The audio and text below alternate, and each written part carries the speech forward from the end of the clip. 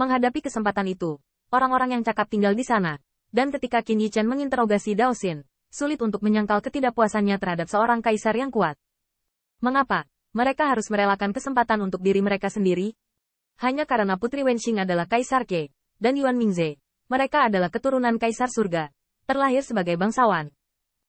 Hal yang sama berlaku untuk Putri Wenxing. Setiap orang tidak mengatakan apa-apa pada hari kerja, bukan karena betapa kuatnya Putri Wenxing, tetapi karena kekaguman pada kagungan Kaisar Qi, itu saja. Terlepas dari ini, mengapa para jenderal pengadilan surgawi itu mematuhi perintah Yuan Mingze, dan mengapa mereka harus melihat ke depan dengan kuda mereka? Tidak seperti ini. Mata Dewa Qin Yichen berkedip-kedip. Meski begitu, itu tidak berarti bahwa orang-orang kuat itu akan bersedia. Seolah-olah mereka berada dalam ilusi, ditelan oleh bunga itu. Tiba-tiba, mata Qin Yichen terangkat. Dia sepertinya mengerti. Bunga ini dikandung dari tulang-tulang mayat Lik yang tak terhitung jumlahnya, dan ditarik ribuan kali.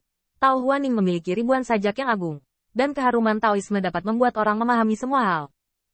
Ini adalah kesempatan, tidak diragukan lagi. Namun, ras monster kuno dan orang-orang kuat dari Istana Surgawi rentan satu sama lain, menjaga satu sama lain, dan bahkan ingin mendapatkan kesempatan ini untuk diri mereka sendiri. Itu adalah kerinduan bagi Tao. Kerinduan pada Tao adalah cara untuk menjadi lebih kuat, kesederhanaan dari hati setiap orang yang kuat, dan tidak ada yang salah dengan itu. Jadi meskipun Anda mendorong hati untuk merekam, Anda tidak dapat mengubah apapun. Tapi Qin Yichen tidak berpikir demikian. Diakui bahwa kesempatan ini bisa dibilang sangat mengguncang bumi. Dan jika mendapatkan bunga ini, rasanya seperti mendapatkan 1000 cara. Tetapi apakah itu pengadilan iblis kuno atau pengadilan surgawi? Jika puluhan ribu orang kuat bertarung satu sama lain untuk mendapatkan peluang mereka sendiri dan saling membunuh, pada akhirnya, tidak ada yang bisa mendapatkan apa yang mereka inginkan. Namun, kerinduan akan Wan Dao dan pengejaran menjadi lebih kuat begitu sempurna.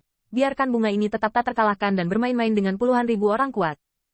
Bahkan Qin Yichen tidak berdaya, tetapi dia tahu betul bagaimana bunga ini lahir. Itu dikandung oleh tulang Lik yang tak terhitung jumlahnya.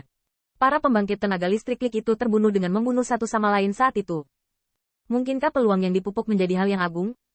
Namun, bunga ini begitu jahat menjadi kebenaran, melumpuhkan orang-orang dalam penyamaran bahaya, dan membangkitkan kerinduan orang-orang kuat yang tak terhitung jumlahnya untuk menjadi lebih kuat, sehingga bahkan di antara ras yang sama, ada rasa perselisihan.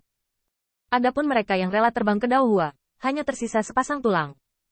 Qin Yichen mengerti bahwa ini adalah kesempatan besar untuk merebut Dao besar, dan bergabung dengan 10.000 cara berarti mendapatkan Dao besar. Jie, Dewa Pedang Bawaan, kamu sangat berbeda. Kamu lahir dari surga dan bumi, dan kamu seharusnya paling merindukan Dao. Tapi kenapa, kamu begitu banyak berpikir? Pada saat ini, seringai bergema di seluruh dunia, membuat rambut Qin Yichen ketakutan. Aku melihat bunga itu sudah mekar penuh, bersinar puluhan ribu kaki, terselubung di langit berbintang. Dan sesosok muncul di inti bunga. Sosok itu hanya memiliki tubuh bagian atas, dan tubuh bagian bawah adalah Tao Hua, dan sosok ini juga sangat tampan dan mempesona. Agak jahat ketika dikatakan sebagai pria, dan juga maskulin ketika dikatakan sebagai wanita. Dan suara sosok ini juga tidak bisa dibedakan dari menjadi laki-laki atau perempuan, seperti 10.000 iblis yang berteriak, tetapi bahkan lebih bergema. Mata Dewa Qin Yichen bergetar, hanya untuk melihat bahwa sosok itu baru saja mekar dari Dao Hua.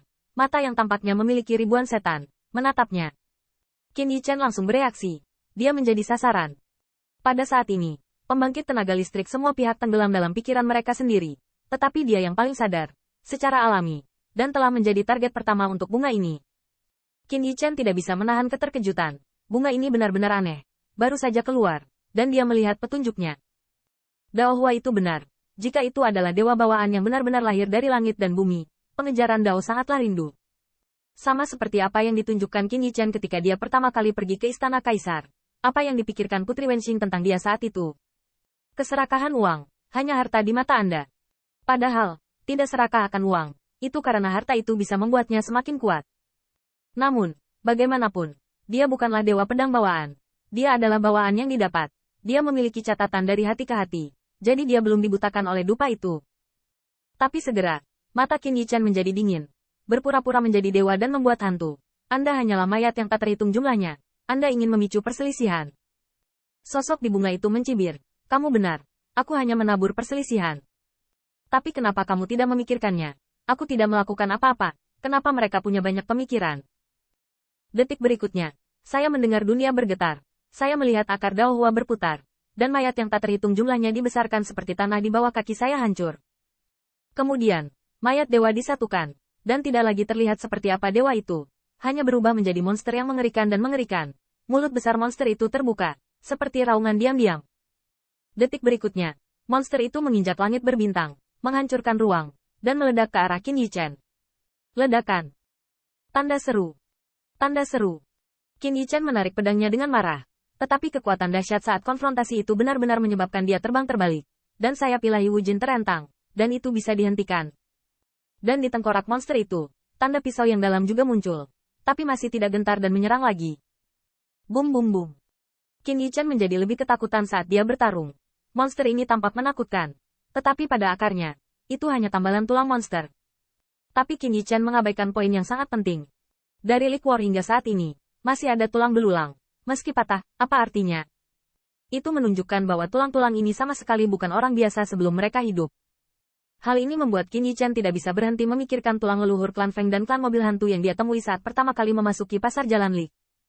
Tempat yang jatuh, berubah menjadi pembangkit tenaga listrik vulkanik, nyaris tidak menyelamatkan tulang.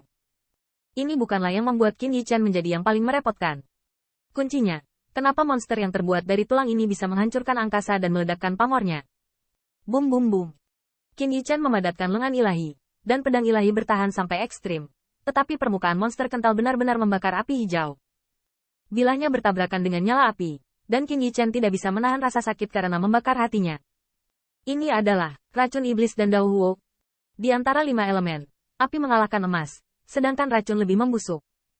Tapi Qin Yichen tidak percaya lagi, di mana tumpukan mayat ini bisa meledak dengan kekuatan seperti itu.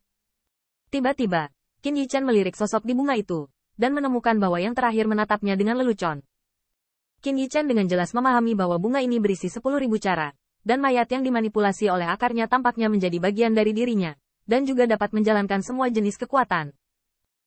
Qin Yichen menjadi semakin ketakutan. Ini 10.000 cara, bahkan jika dia diperoleh dan bawaan, dia memiliki banyak keterampilan luar biasa. Tetapi di antara ribuan jalan, akan selalu ada dia yang tidak dapat dipersiapkan dan selalu dapat menekannya.